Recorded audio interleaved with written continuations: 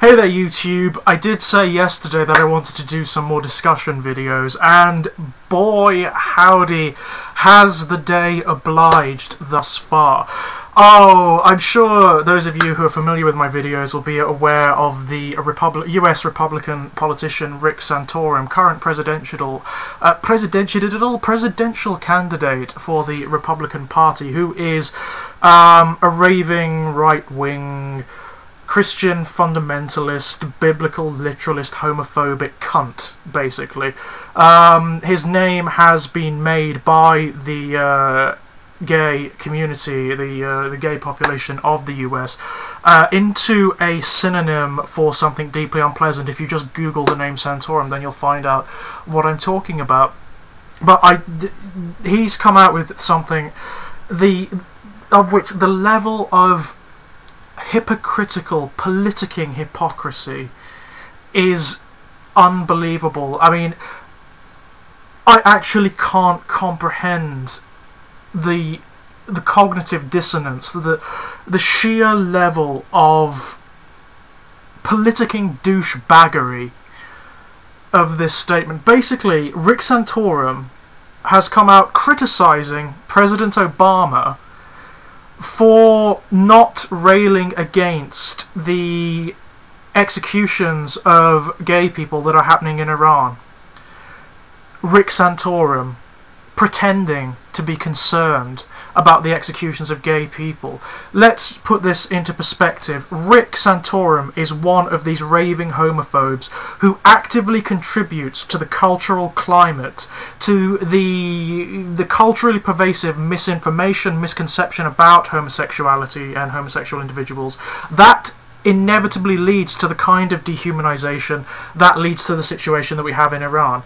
He and his ilk actively spread misinformation. They foment the culturally pervasive bigotry that exists towards LGBT individuals in US culture, and they're fucking aware of the fact that they do it, and yet he has the gall to pretend to be concerned about gay people in another culture that is actively executing, that manifests the ends that he is working towards. If Rick Santorum and his ilk had their way, then the US would be no different. It would be of great joy and benefit to them if every self-identified lesbian, gay, bisexual, transgender, queer individual dropped down dead. That would make things easier for them. They would prefer that, because it doesn't, the existence of such people doesn't fit in with the template of humanity that they want to impose upon their culture. And yet he has the audacity, the cognitively dissonant gall to dare to criticize Obama for not doing enough when he and his ilk are actively contributing to the corrosion of the status of gay, homosexual people in US culture that leads to the kinds of situation that we currently have in Iran. It's unbelievable. And I think what this demonstrates, more than anything, what this demonstrates is that he doesn't believe a fucking word of what he says. He doesn't believe a fucking word. He is such a hypocritical, politicking piece of shit.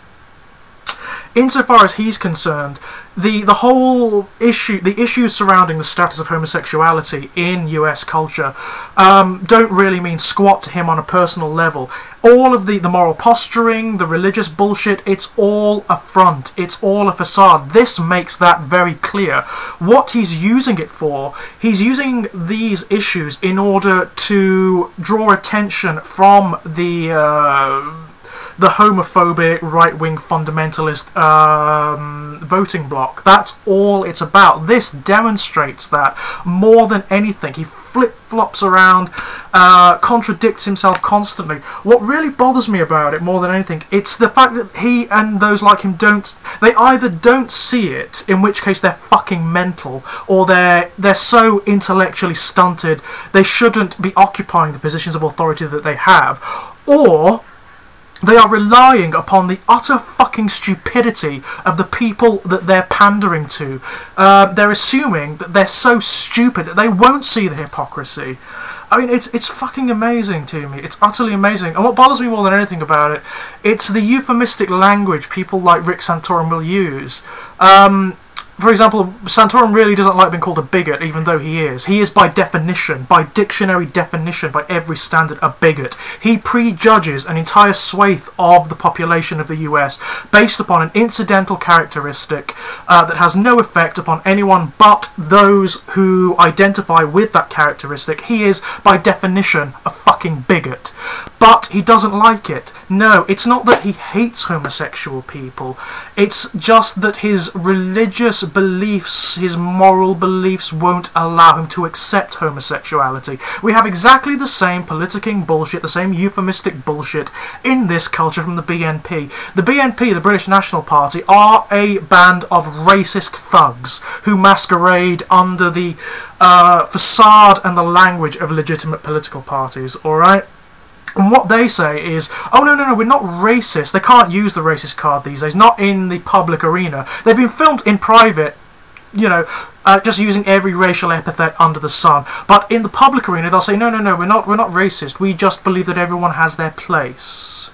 We just don't like non-white people. It's the language games these people play. What I love about it is, if you look back, they're exactly the same kinds of language games that were played by opponents of the civil rights movement. They're the same language games, and I'm not violating Godwin's law here. The thing with Godwin's law is that it only has effect if the comparison is illegitimate and to simply it's hyperbolistic. This isn't. It's genuinely the case. It's a legitimate comparison. When the Nazis were enacting the massacre of the Jews and of the Romans and everyone that didn't fit with their template of what society and humanity should be, they invented this incredible doublespeak, these incredible euphemisms, in order to cushion the impact of what they were actually doing. Genocide became the final solution. Mass slaughter became the final solution. Slaughter camps became bathhouses, and so on and so forth. It is exactly the same kind of language you hear from the likes of Rick Santorum, from anyone who has a particular bigotry or prejudice. They attempt to cushion the impact of what they actually believe by cloaking it in this weaselly politicking language, when in fact the implications of what they say, of what they want and what they profess to believe, are no different from the more open extremists. For example, Rick Santorum is no different from Fred Phelps. Absolutely no different from Fred Phelps in terms of what he believes, the implications of what he professes. It's no different. The only difference is Fred Phelps is fucking honest about it. He uses the legitimate language of regarding the extremity of what he believes, and he's completely open about it. I fucking hate him, obviously. He's just a waste of humanity. But I would prefer to have an army of Fred Phelps. I prefer to face down an army of Fred Phelpses than one Rick Santorum, because people are so stupid that they will listen to Rick Santorum. They will listen to the language he uses without analysing its implications, and the implications are no fucking different. This is why language is so important, people. This is why the analysis of language is so important. This is why it's important to have a grasp of the language one uses, particularly when it comes to fucking politics. Because politicians, they will weasel, they will warp, they will distort and abuse and rape language in every conceivable way possible to make it seem that they're doing something in your interests when they're fucking not.